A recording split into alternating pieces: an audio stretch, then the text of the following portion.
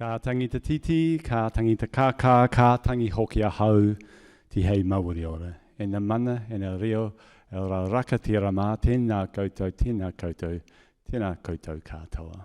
Ko waiau, ko Richard Blakey tako wingoa, no o te poti ahau, ko Kotarani te iwi he kaimahi aha te wharewananga o tako. Tēnā koutou katoa. Kia ora everyone.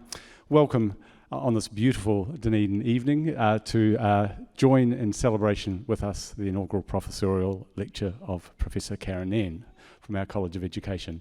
My name is Richard Blakey. I'm Deputy Vice-Chancellor for Research and Enterprise, representing the Vice-Chancellor tonight, to welcome you here, colleagues from the university, friends and visitors from outside of the university, those online, and in particular, friends and family of Karen, your daughter Chloe Mokapuna Isla. Kia ora Isla. I'd like to acknowledge Jane Higgins, a collaborator who's come down on the bus from Christchurch today. Awesome job, and many others who have travelled from Auckland, Wellington and Christchurch as friends and close friends of Karen's to support her tonight in this wonderful celebration. And it is a celebration. We like to recognise promotion to Professor at the University of Otago with this celebration to allow friends and family to share the rich journey that our professors go on to achieve this high status. But actually there is a selfish purpose as academic leaders at the university. We really appreciate the time when we can do nothing else but soak in the research, the teaching, the service from one of our leaders to understand what they have done over a wide career to get to that position. And it's not a promotion that is taken lightly at the University of Otago. There is rigorous assessment to get to this position that our professors need to be excellent in their field, in research and teaching. They need to show outstanding service and in particular leadership. And in Karen we have someone who exemplifies all of those and more. The Dean of the College of Education will give us more detail, but I just want to acknowledge Karen's case, what we'll hear about, and in reflecting on her CV and her portfolio, there are a huge number of achievements, all of which are highly collegial in nature, that Karen brings people together, and that's very clear from her 2 Marsdens, from her role in service of building research capacity in the social sciences, from her impressive supervision record, that when you look at the list of names includes many distinguished people who are now in service here at the university, from her teaching from 100 level to 900 level, and in particular teaching that shares collegially across the university, things like your methods paper, Educ 464, that is going to be a core paper for many disciplines, not just your own. So please accept our congratulations on behalf of the university, Karen, and I'd now like to invite the Dean of the College of Education, Viv, to come and more formally introduce your lecture. Tēnā koutou katoa.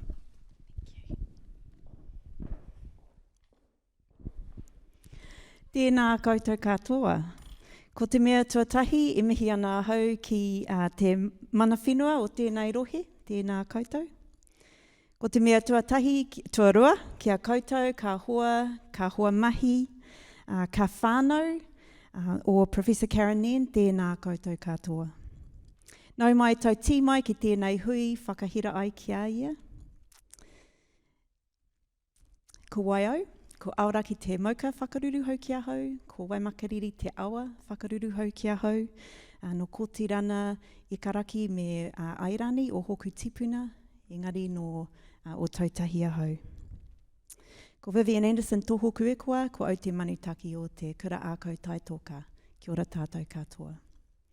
Kia ora koutou, and a very warm welcome to you all this evening, family members, colleagues and friends of Professor Karen Nairn, who've joined us in person or online. My name is Vivian Anderson and I'm the Dean of Te Kura Ākau Taitoka, the University of Otago College of Education. So it's my absolute privilege to provide a brief introduction to Professor Karen Nairn's inaugural professorial lecture this evening.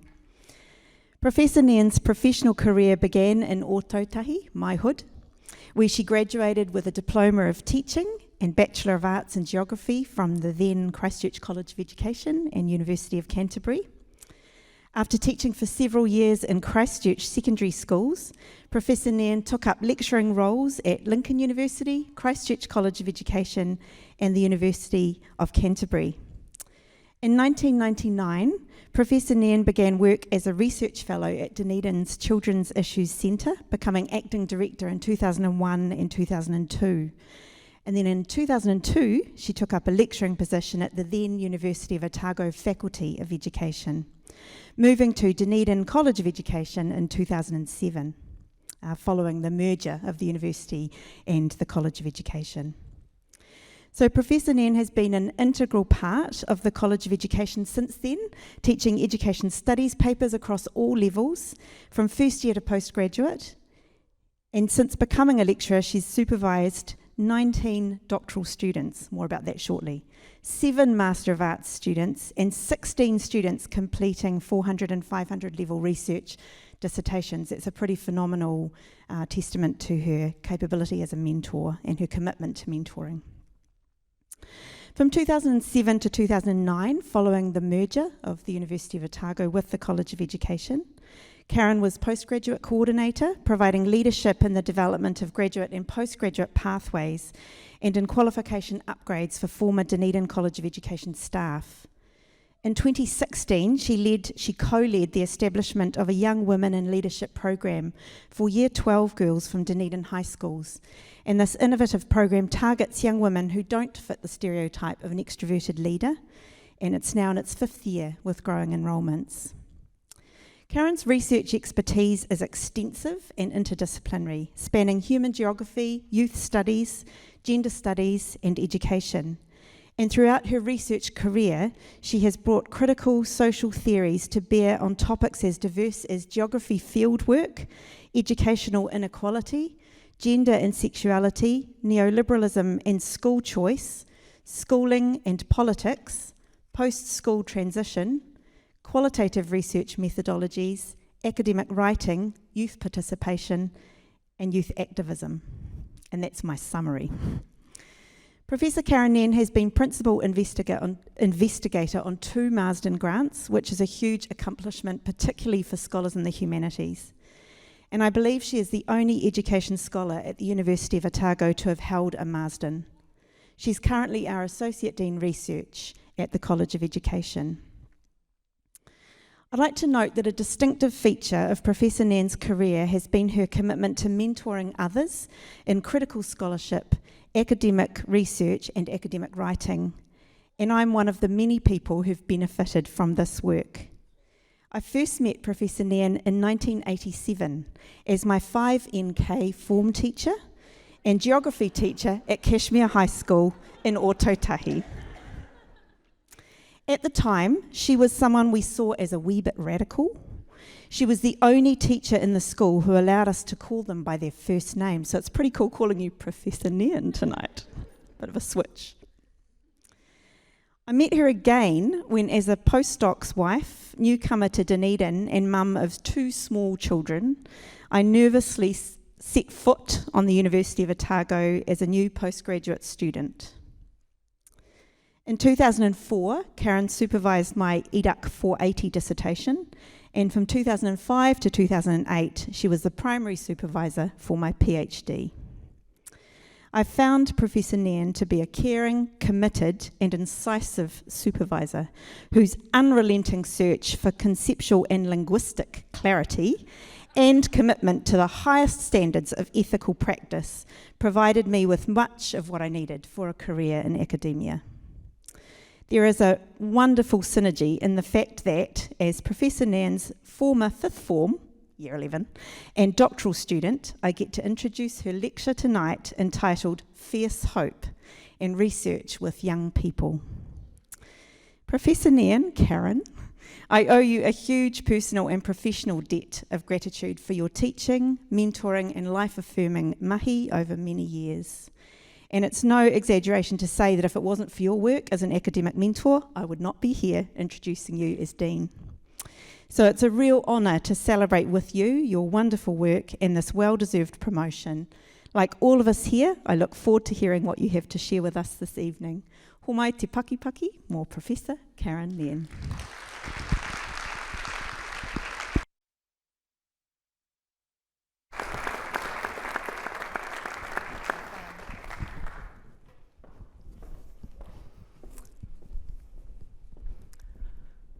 Thank you, Viv. Rau rakatira mā, tēnā koutou katoa. Tuatahi ka mihi au ki ka mana whenua, me ka tohu o te rohe nei. Ko ka haukaika ki o tākou, ki pukataraki, ki moiraki, anō hoki. Tēnā koutou, tēnā koutou, tēnā koutou. Tuarua, ka mihi kia koutou, Deputy Vice-Chancellors, Professors Richard Blakey and Helen Nicholson. Sorry to change your name like that.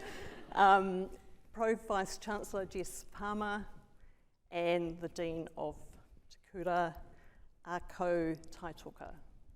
So thank you, Viv. I'll say more in a moment about. Waihoki ka mihi ki ka rau rakatira mā. Ka hoa mahi ki konei, ki waiho pai hoki. Me ka tauira, me ka manuhiri o te whare wānaka o tākou. Tēnā koutou, tēnā koutou, tēnā koutou katoa. Ki taku whānui ki konei, mai te mata ipurangi hoki, no mai hoki mai.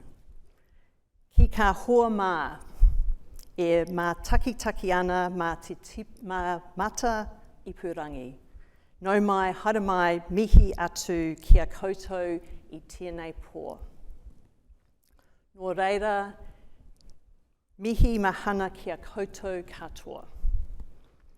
Ko wai tēnei, nō airani, nō koterana o ku tūpuna, a he takaka tiriti ahau. E tipu aki au I te maru o aoraki, I hakatiri I te taha o hakatiri awa. A, he pai hoki o ku maumahara, ki ka wā I noho au I ōtera. I te tai pautini, I ka tau I te e tai tamariki ana ahau. Inari ko te parihumia, ko Portobello toku kaika anai nei, he wahi tino miharo ki ahau. Ko Margaret Fox toku mama, ko Lindsay Nairn toku papa, ko Karen toku ikoa.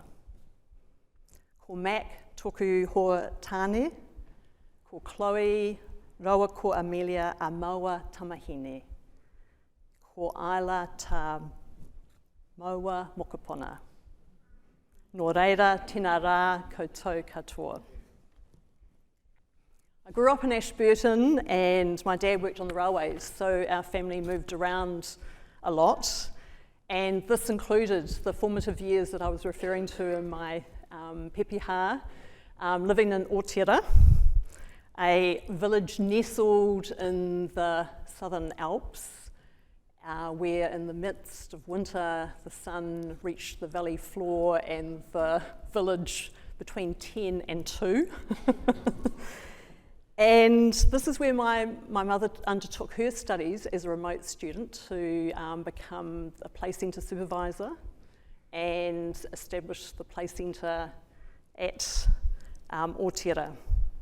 And Rawari Hindle is here tonight, a close friend from primary school days. Tēnā koe e hoa. Thank you, Viv, for that wonderful introduction. To be introduced by you as my Dean is particularly special, and I thought that it would be good to include. And I want you to see if you can spot our Dean. So it's fabulous to be working alongside you yet again in your role as Dean, and to be introduced by you tonight means so much. And to have all of you here tonight, including those who are here via live stream, is so appreciated, especially when the weather is, so the warmest welcome from me. I am so pleased that you're here. I'd like to begin with a whakatauki. Ma mua ka kite a muri, ma muri ka ora a mua. This whakatauki speaks to the importance of working together. It acknowledges and values the importance of both the leader and followers, for both are essential and interdependent. This whakatauki is particularly apt for my story of working with young people. Fierce Hope and Youth Activism is the title of our book due out in November. Fierce Hope encapsulates the emotional energy that drives my research with young people. And I'd really appreciate Bridget Williams, our publisher, for suggesting Fierce Hope as part of the title. So where to begin my story of fierce hope for equity and social justice for young people? I could begin in high school geography classrooms where I observed the gender patterns of who talks in class and who does not, or with my master's research when I experimented with women-focused lessons to see if relatable content might inspire young women to speak up more in class. Or with my PhD research, which was a feminist analysis of university and high school geography field trips. And I was particularly critical of some of the physical geography field trips, which at the time tended to privilege able-bodied, heterosexual male students in their design. Or I could begin with Anne Smith and her Marsden project about high school students' rights and her appointment of me to do the research on that project in 1999, which brought me to Otago University. And all of us, Mac, Chloe and Amelia, to Dunedin and our beautiful home on the Portobello Peninsula. I want to pause and acknowledge Anne Smith and her influential role on me as a researcher. I know she was influential for you too, Alex, and she would have been delighted to see us both present our IPLs this year.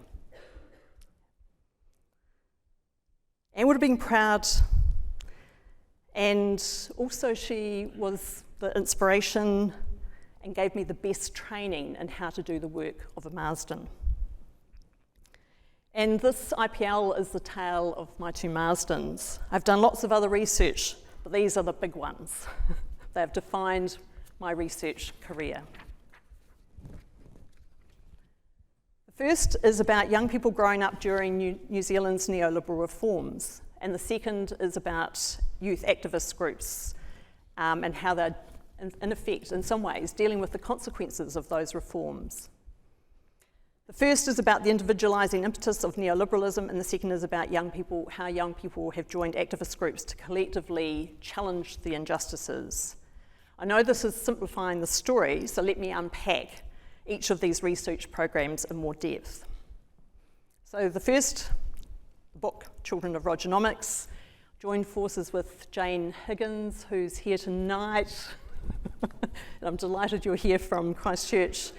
And other members of that team, Jude Sligo, I can see as well, Jenny Munro, Adrienne Ormond, and also Beeb Frail were part of that team.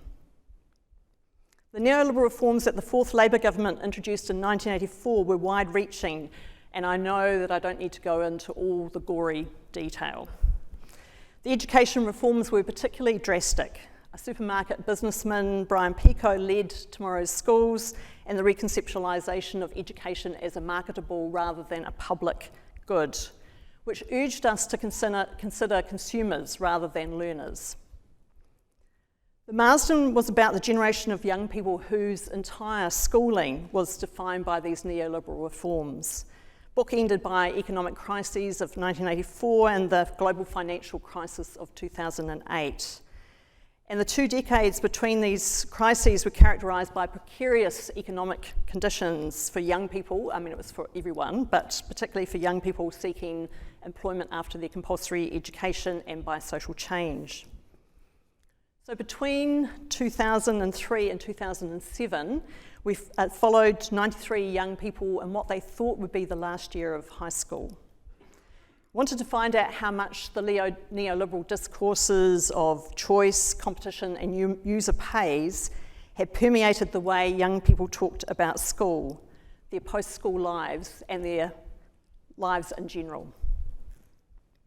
We recruited young people for that study from Auckland, Christchurch, and a small Southland town.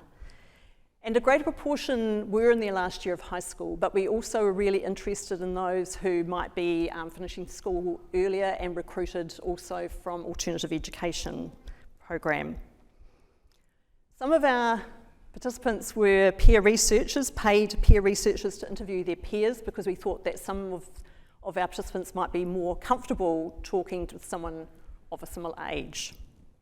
And in my research, I've always looked for innovative ways to engage with young people, including creative visual methods for collecting data. We focused on how young people's identities were shaped by neoliberal discourses swirling about their schooling, tertiary destinations, and the world of work. Our conceptualisation of identity is beautifully portrayed in the words of Chelsea, a participant and a peer researcher in the project, who responded to a question about what advice she would offer other young people in their post-school transition. I'm going to read the quotes partly because I want to emphasise some of their words, and it's part of the story that I'm wanting to tell. Don't be really set on what you're going to do, because it doesn't happen like that. It's really good to have ideas about what you want to do, but it doesn't often come about in the exact way that you think it will. Be prepared for the unexpected stuff and kind of just go along with that. I think the whole strength thing is really important. You know, everything else around you is going to keep on changing for the next few years, so being strong within yourself and taking that time to know who you are and work that stuff out is really important, so that the other stuff doesn't totally throw you. I think, and keep having fun with it, because it does feel really like as soon as you come out of school, you know, what are you going to do, rather than who are you going to be, and how are you going to live your life? It's what are you going to do. I think that focus is something that I would kind of advise against. We interpreted Chelsea's comments as her attempt to resist pressure to fix her identity in relation to a particular career destination. Her statement about being strong within yourself and taking time to know who you are indicates a reflexive awareness of self and enactment of, rather than arrival at, identity. It is in the doing that we come to be. We use doing in the same way that Judith Butler does, that through our actions, what we wear and say and do, repeated and reenacted over time, we become intelligible to ourselves and to others. For example, socially established meanings within discourses about how young women and men should act are reenacted every time they conform to gendered norms governing their behaviour, giving the appearance that somehow these norms are natural. Those who don't conform expose the social significance and consequences of these norms, especially if they are harassed for not conforming. There were many in that first Marsden who matched Chelsea's description of being strong, and who they were culturally, spiritually, and what they wanted out of life, and seeking work-life balance, and in their relationships with family, partners, and peers. But there were some who seemed buffeted by heightened expectations, constrained by gendered and racialised norms, and destabilised by competing norms, for example, from family, church, and government policy. The enactment of identities is also not solely within an individual's control. It also depends on how identities are read by others, and on structural constraints that limit the possibilities of enactment. Individuals made reference to their identities being read in particular ways by family members, teachers, peers, and others. But they were less aware of the structural constraints operating in educational institutions and the labour market. For example, one young working class woman felt her plans to go from school to tertiary education had been read by others as having a chip on her shoulder and something to prove. She thought that these readings implied that her aspirations exceeded her social class position. Irrespective of whether her peers thought this or not, her sense of other people's opinions affected her sense of entitlement to these aspirations. This sense was already fragile. As the first in her family heading for university, she was aware that she lacked something her middle-class peers clearly had. She interpreted this lack in terms of brains. More likely, what her peers had that she lacked was the self-confidence bestowed by money and cultural capital. To sum up some of our key findings, identity is enacted, embodied, and constituted in relation to others, and in the context of social structures. Neoliberal policies promise with individual effort in education, a student loan, and tertiary qualification that you will succeed in getting a well-paid job and pay that loan back, as though it's a straightforward process. In this scenario, structural constraints disappear and individuals are assumed to act independently. It's all up to the individual. The groups for whom structural constraints such as institutional racism matter most, young Pacifica and Māori, those excluded from school, young working class women and men, instead find themselves the subjects of deficit discourses that hold them responsible as individuals for the barriers that stand in their way. Kia ora, Aila. After that first Marsden, we still had questions about young people's politics and the role of the collective. Neoliberalism exacerbated economic inequalities and undermined collectives, and I wondered how this impacted young people in particular, which motivated me to apply for another Marsden. So I'm fast forwarding to that second one in 2017. First, I'd like to acknowledge my fabulous team. Joanna Kidman, tēnā koe, I know you're hoping to watch online. Carissa Shoden, tēnā koe. Judith, who has survived 2 Marsdens with me, and you might like to talk to her after about that. And Kyle Matthews and Amy, I can see you both in the audience, and also Emma Barker-Clark as well, who each provided research assistance at critical moments. I'm talking about Amy and Emma. So despite having been steeped in neoliberal ideology since birth, many young people are critical of the inequalities and injustices they experience and witness. The power of the collective that so many in this Marsden identified as eloquently expressed by Jay from Inside Out Koaro. And I will talk about the groups in a moment, but I want to begin here. I think that people power is everything, and I think that individualism is the greatest lie that we tell ourselves, actually. You can pretend that you're just one person and that you can do everything on your own and that no one has influenced you ever. But realistically, we are the people that raised us. We are the people that were important to us and supported and loved us growing up. We're the people that support us now, and you can't really do anything without the support of other people. We're social creatures. We need other people. We need communities, and we need to feel like we're part of something. I could not have done anything that I'm currently doing by myself. We invited a number of activist groups that have a majority of youth members and or young people in leadership roles to tell us about their experiences with activism. All 6 groups agreed to be named, And many activists in our study also wanted their real names included in the book that we've written from the project. So Protect Ihu Mātau is fighting the impact of colonisation by reclaiming Indigenous land confiscated in 1863 from a high-cost housing development. Yeah, come and see me, Isla. Yeah, go for it. You want to? Just Speak aims to reduce and ultimately eliminate incarceration. Action Station is a people-powered online petition platform addressing diverse social justice issues, including education in high schools on sexual consent, racism online, and mental health funding. Inside Out, Kuaro is promoting rainbow youth visibility and safety in schools and communities.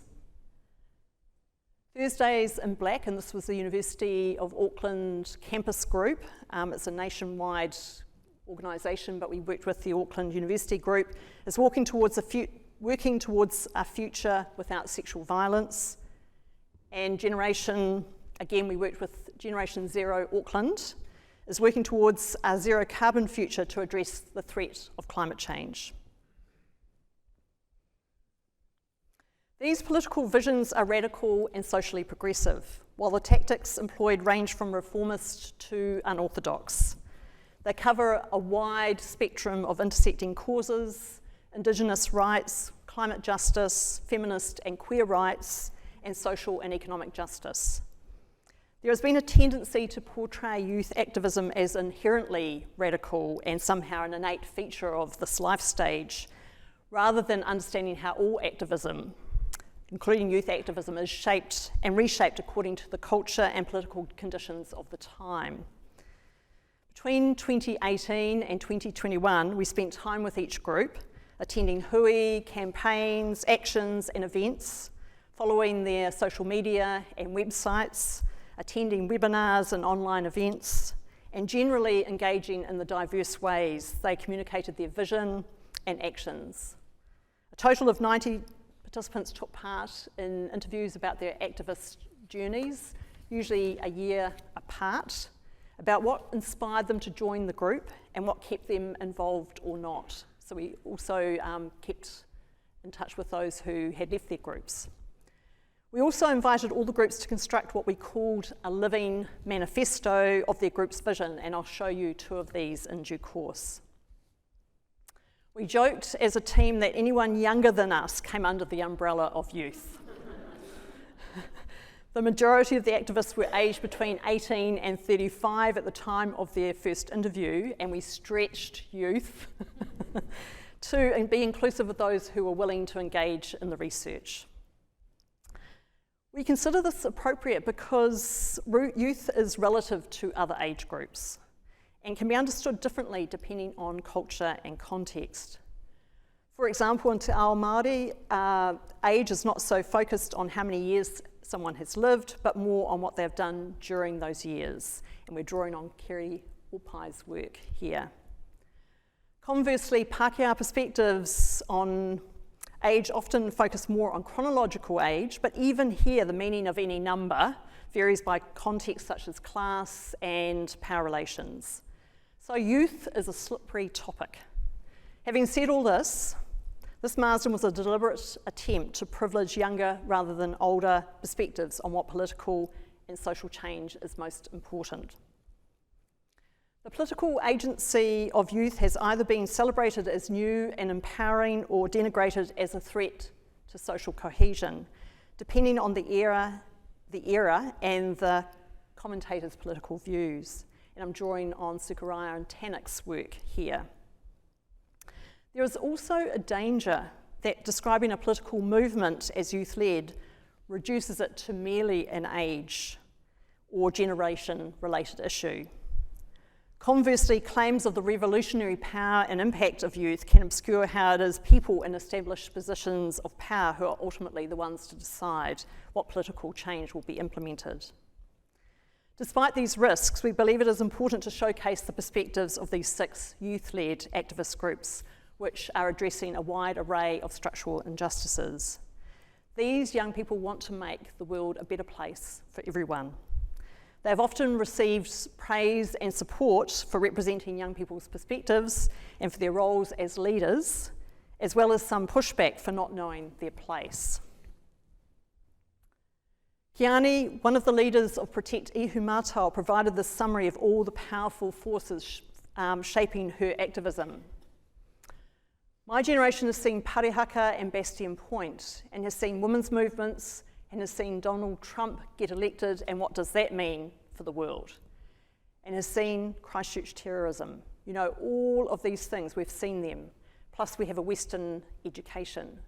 Most of us have gone to university and we're also entrenched in our tikanga. We've got all these things that make us the people to go, no. The activists in our study are political in the broadest sense. Across and within the 6 groups, there are diverse political motivations.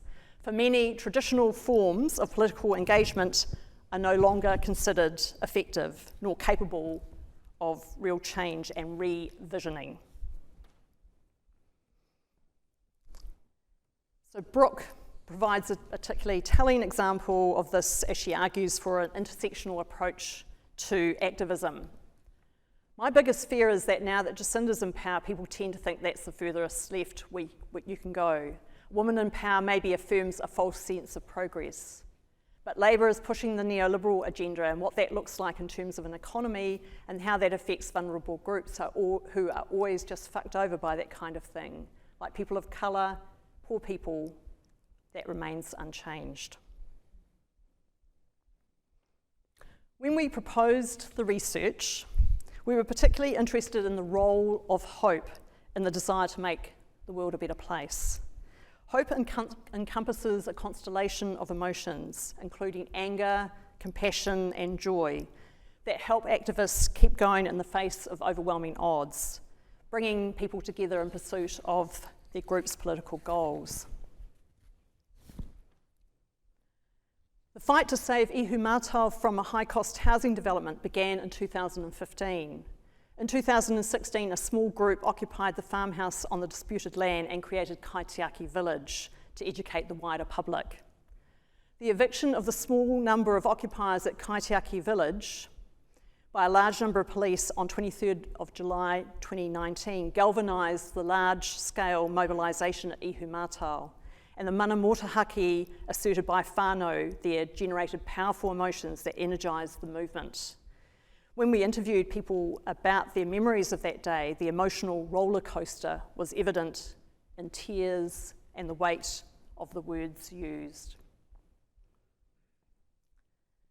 Kiani talks about, in the first couple of weeks, I think I cried every day for different things, like I would see our tamariki do something and I'd get emotional and cry, or I'd just see our kaumātua and kuia do something and I'd get emotional, or I'd just think of the people that weren't here, or I'd think of our situation. So there was a lot of sadness and hurt and pride and happiness, but it came with a lot of tears, all those emotions. There's that weird emotion you want it to end because you can't keep living like this forever and we're all broke and we've got to get back to the real world. But actually, I like this new world that we've created. And she's referring to Reclamation Village. An optimistic vision is valuable for motivating people to come together to work for change. However, this motivating optimism can morph into cruel optimism if the emotional energy required for the pursuit of change impacts negatively on activists' well-being, or tips into naive hope when the hoped for outcomes are unachievable. And we're drawing on Lauren Berlant's work there. The importance of hoping critically has been addressed in other research, which notes the value of being clear about the limitations of self and the obstacles in the way, as well as clarity about the values we endorse in pushing against these limits and obstacles to reach our hoped for ends. And Victoria McGear's work has been particularly central for us thinking that through. Explicit acknowledgement of hopelessness, frustration, despair, and sadness helps activists identify the obstacles to change and can help equip them to tackle these obstacles by hoping critically. Being hopeful in a critical way can be useful in avoiding the consequences of cruel optimism and naive hope by acknowledging and then counterbalancing the overwhelming challenges of achieving change. In Cordelia's description of what she has learnt over years of activism spent fighting colonisation and sexual violence, we discern how she's come to similar conclusions. I think I'm moving towards a space where it has to be necessary for me to avoid this exhaustion and burnout feeling. It's like, can I accept that people will hurt each other in this world? And at the same time as accepting that, can I also know that there is a possibility that things could be otherwise? And I think I need to try and hold both of those feelings. Similarly, can I accept that the climate is changing rapidly and the future will not be as we know it? At the same time as knowing that as humans, we can slow this or reverse it. I feel like this is something that will help me. And maybe the action is the action of just being with it. I don't know. My kind of internal jury is still out on that. It's like I'm trying this out as a theory. Hoping critically rather than naively was also evident amongst the climate activists in our study. And this image portrays what's at stake. Dewey from Generation Zero sees value in talking about emotions, ideals, and reality when bringing people into activist organisations in order to inform their activism. Hope as one emotion has to be actually balanced with anger, and I think that anger is mainly pushed by the reality. I think that the reason why I'm having the juxtaposition between idealism and reality was because I started off being idealistic, but I kept going because of the reality. If you look at reality right now, not much change is happening, and I am angered by that, or I'm frustrated. So I think that talking about idealism and reality is super important, not just in terms of bringing people in, but in dictating how we work. Social movements can create the conditions for fostering collective hope through sharing and acknowledging the emotional labour of activism. Paying attention to activists' emotional work helps us understand what sustains them in spite of the multiple obstacles they encounter.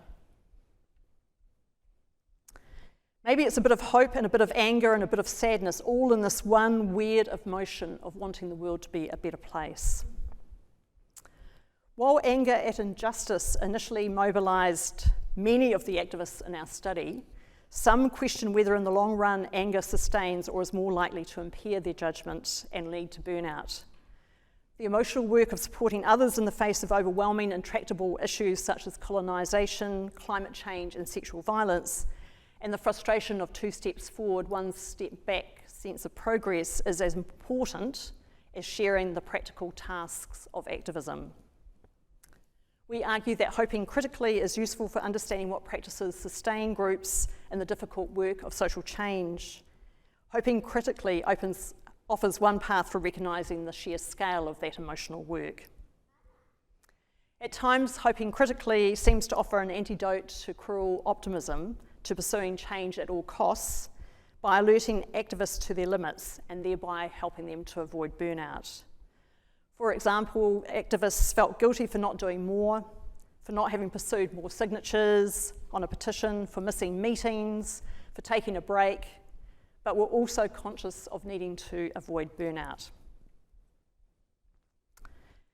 Activists working on multiple fronts represented by this project generated hope that reverberated within and between groups and across Aotearoa. These 2 living manifestos were produced by the groups for their own purposes, and they became living manifestos for our research with their permission. I'm going to begin with Voices of Ihu Mātau, and it was the concept of Kiani Matata Sipu and Conan Fitzpatrick, who interviewed and filmed many of the protectors at Ihu Mātau. And their goal was to take control of the media narrative. Tōrere Nui a Rua Wilson won the prepared section of Ngā Manu Kōrero Waikato Regionals with this piece on why she is protecting her whenua at Ihu Mātau. Ihu Mātau is not a commodity and it is not a capitalist dream. It is my tūpuna whenua. It is for our iwi. our hapu, to safeguard and protect for future generations. I have faith that we can all stand together, united on this kaupapa, as we did for the Dakota Access Pipeline, and as we are for Mauna Kea in Hawaii. I'm so grateful for the display of support for ihumātao. It gives me hope that even if we don't all know the history and understand the significance of this whenua to our iwi, we do share an empathy and understanding of injustice. I have hope that with our physical presence on the whenua, a clear message to our government is received that they cannot ignore this issue. My ancestors did not keep quiet, so neither can I. My ancestors ensured that our stories were told and retold so that we never forgot. Protect te ihumātao. We are whenua protectors. We are kaitiaki. We are warriors. See you at the front line.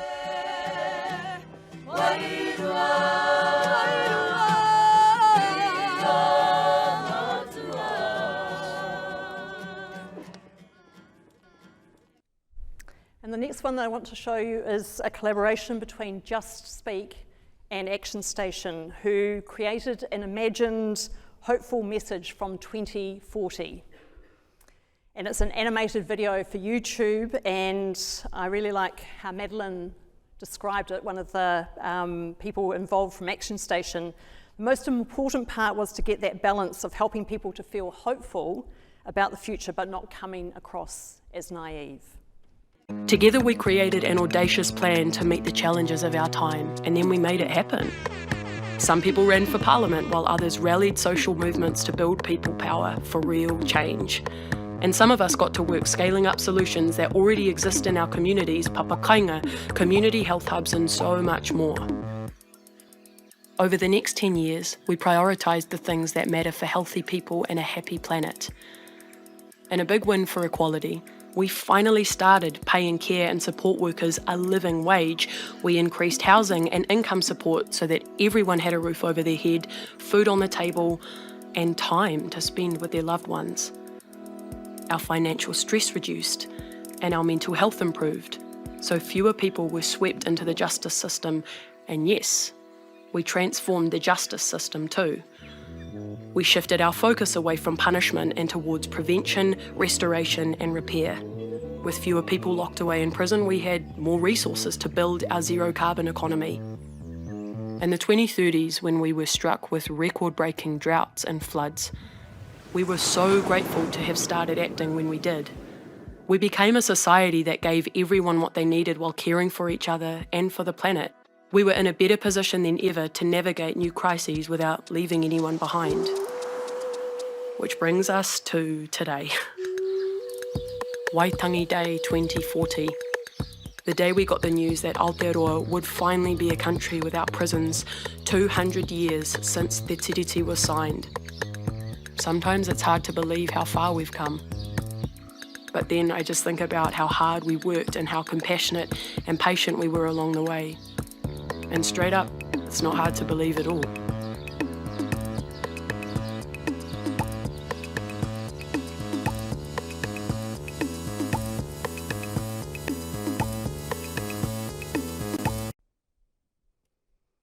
All the groups enacted the change they wanted to see in the here and now, as well as imagining future possibilities.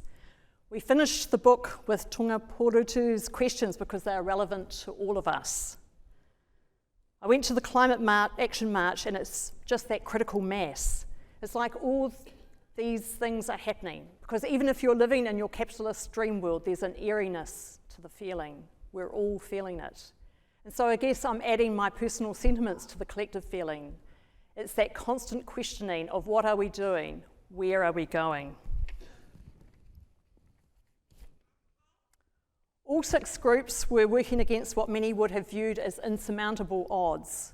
Nevertheless, they persisted. Significant wins were seen across all of our groups, but more work remains. Recognition of what has been achieved does not ignore the scale of the work that lies ahead. Change often happens through slow transformation in the culture of a society. What was previously inconceivable becomes accepted. When we look back from the future, this research and the book will serve as a reminder of the collective work done by these 6 groups that prepared us for the social transformations that followed. And it will remind us that action is impossible without fierce hope. My research has affected me profoundly. In the first Marsden about the children of Rogernomics, I was struck by how many young people blamed themselves for why they hadn't succeeded according to the policies of the time. I remember one rangatahi Māori from alternative education who was in paid employment and saving for a house, and telling me that he didn't feel like he had succeeded because he hadn't gone on to tertiary education. But the neoliberal lessons of individualism didn't define this generation, and my work with young activists a decade later demonstrates the power of working collectively to address social injustices. The sheer scale of what these 6 groups achieved in the 3 years we worked with them inspires my admiration for all the young people we worked with. For me to be at Ihumātao the first weekend of the reclamation of the whenua after the eviction of those living in the farmhouse at Kaitiaki village was inspiring and humbling. I knew then that this was a historically significant moment in an important political movement. I attended Generation Zero meetings in Auckland with young people who had come straight from work or university to strategise and create campaigns to get the Zero Carbon Act passed, and to do all kinds of things in Auckland City itself, including getting Aucklanders to reimagine how you could use parking space for recreation, for children and people just to hang out during the day. I did a small proportion of the interviews with young women from Thursdays in Black about the grinding work of tackling sexual violence, and Just Speak staff about a reimagined criminal justice system. Jude had the pleasure of working with Inside Out and Action Station. The sum total of these experiences and total immersion in everyone's words in the writing of the book and journal articles fills me with the utmost respect for all the young people we worked with. At the Social Movements Conference in 2020, I organised a panel of leaders from each of the 6 groups. They really felt like a powerhouse that day, and I was amongst it, a small part of it. I'm not going to finish with some cliche such as the future is in capable hands, because the responsibility for our future is in all our collective hands. We have responsibilities to be good ancestors to future generations, and I'm drawing on Christine Winter's work, and we're lucky that she has just recently joined Otago University. Kia ora. These groups provide an excellent map for how to be good ancestors. As I worked with young activists, I became a nana. So my full title is Prof Nanny K, which heightens my sense of responsibility to act. I'm convinced there is hope in collective action. To return to my opening my opening whakatauki. Mā mua ka kite a muri, mā muri ka ora a mua. Thank you all.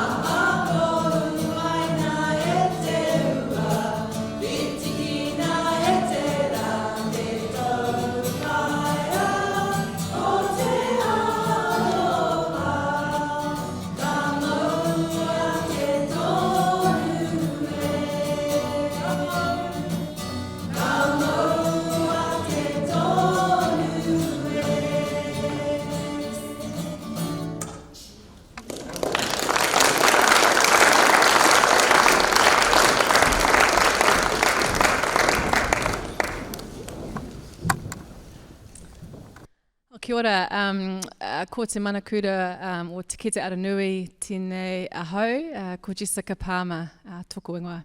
So I'm the Pro-Vice-Chancellor of the Division of Humanities, and it's my great pleasure to give the vote of thanks at the end of the evening. So, what to say? Just wonderful to listen and watch someone demonstrate by talking us through their 2 Marsden grants, and what a privilege and a pleasure for all of us to hear that summary in such an interesting way. So thank you so much, Karen. It struck me there are 2 things that I wanted to draw out or emphasise from your talk with us tonight, and one is that your research has played such a vital role in providing a critical reflection for us on what neoliberalism has and hasn't done for us. And, I think for those of us in university, we can provide examples of how neoliberalism has really challenged us. So we now live in a structure that is the result of neoliberalism and the policies that have come from government that have premised what we do now here in education as being largely based on user pays and thinking about our students as clients and as education as the provision of a consumer good. And those of us, I look around the room and I can see nods and I can see, eyes saying, yep, absolutely. And it is in a sense a tragedy for us and a crisis that we need to help our country work its way out of, because it isn't the right answer in the long term. And we're watching that play out at the moment within our universities and what it means for us. And I just want to join with you, Karen, and say that we want to, as educators and as universities, look on our students as fellow learners with us. And your research shows that. And so I wanted to say thank you. Thank you for reminding us of that. Thank you for challenging us to continue to reflect critically on what neoliberalism hasn't done for us. And secondly, I wanted to emphasise and draw out one of the beautiful aspects of your research, and also one of the conclusions of your research, that our identity cannot be formed by our own autonomy, but is indeed constituted by our relationships with each other and the way in which, as a community, we respond to societal structures.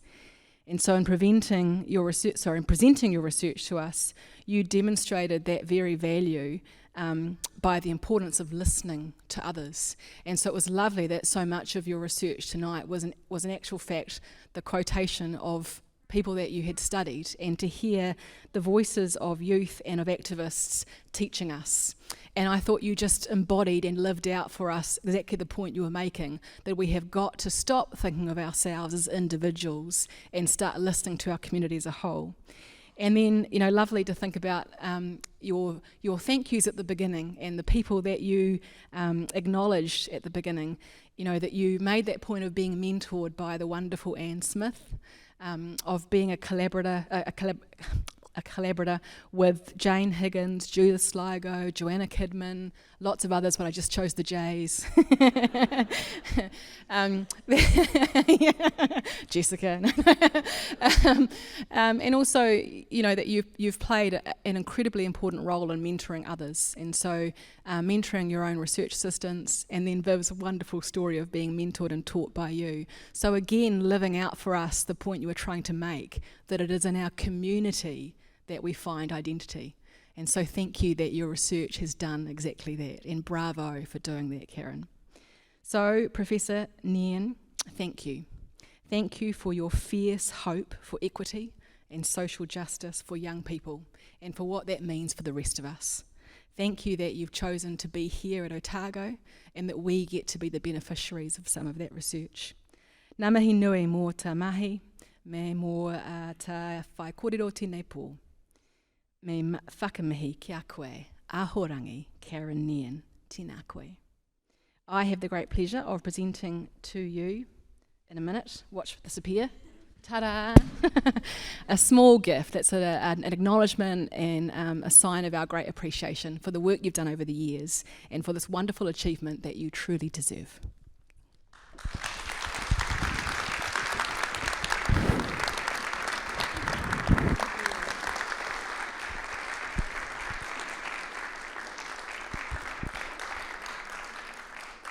I think a whānau presentation is more than appropriate.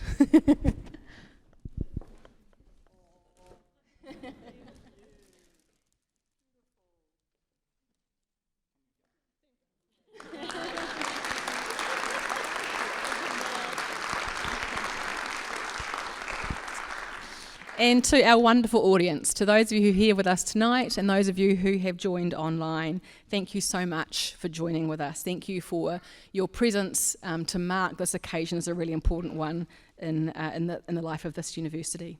So haere mai to all of you. Please, if you can, if you're able, come with us over to the staff club for some food. Thank you, Isla. You've been awesome. Come and join us. Oh, there's one more. Oh, yeah. Kia ora. John, take me. Kia ora. Tuatahi, ka mihi ki runga, kia rangi nui, kia papa tuanuku ki raro, kia rātou, ko wehe i a rawa, ka puta tātou ki te ao marama, ki te whai au ki te ao marama, nō reira ka mihi.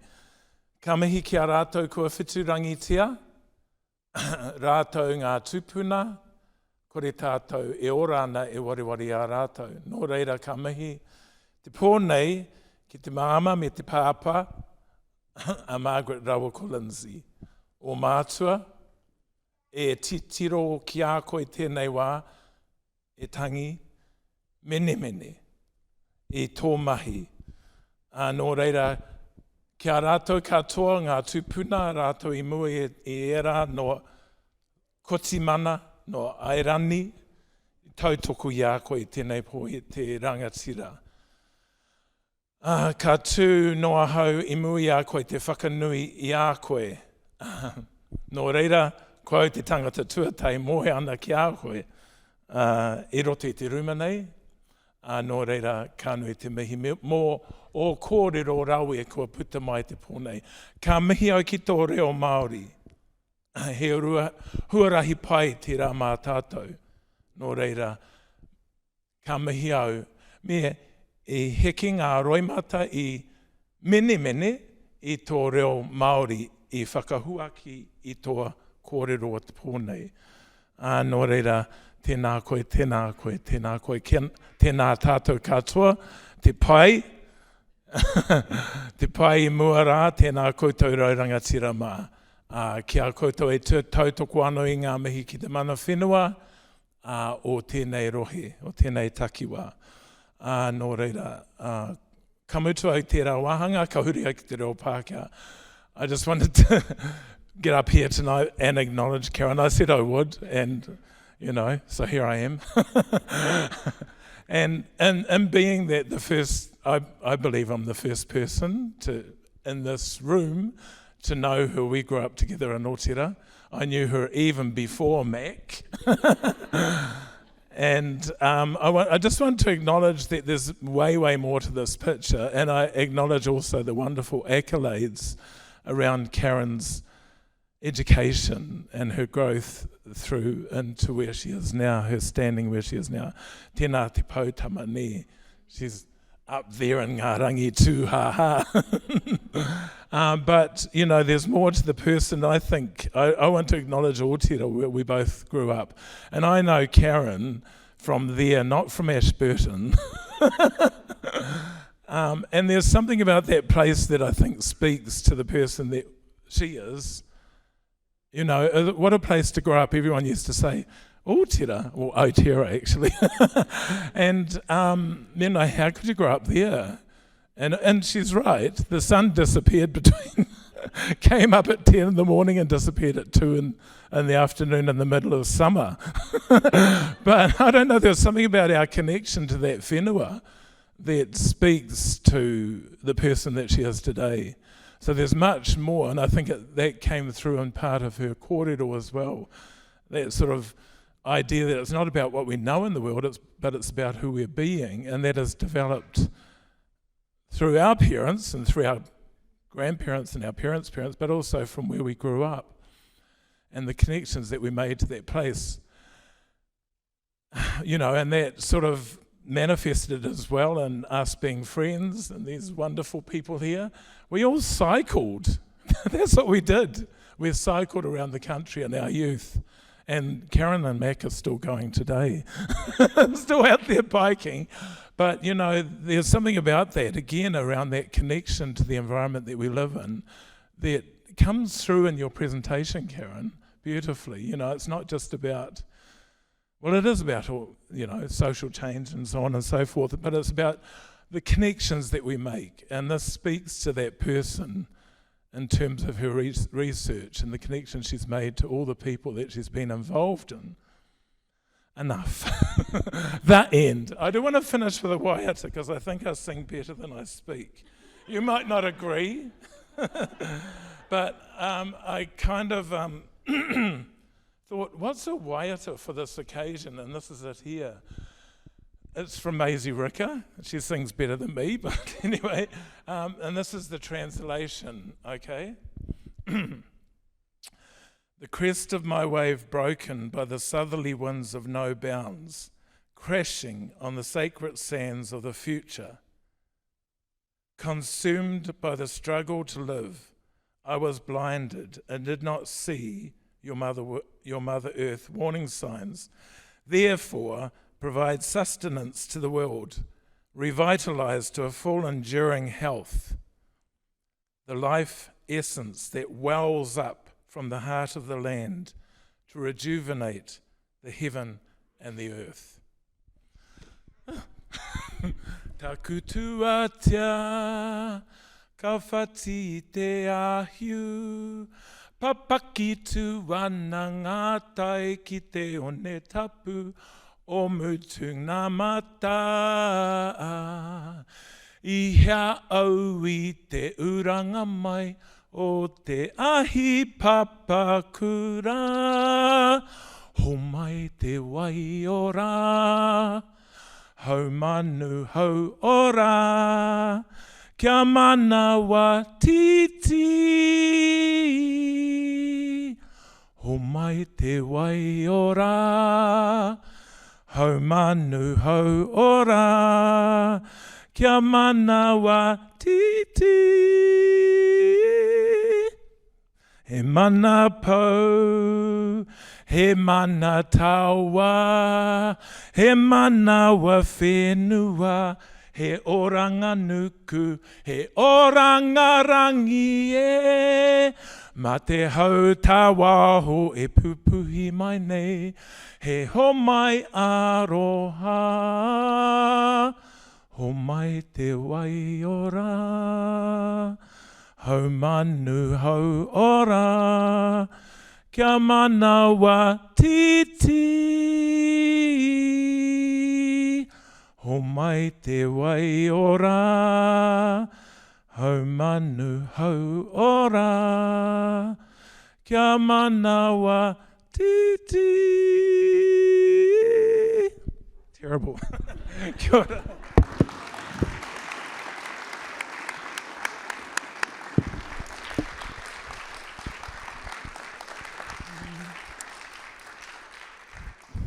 Ka mihi nui kia koutou. Mpo Māori e, please come and join us for a cup of tea.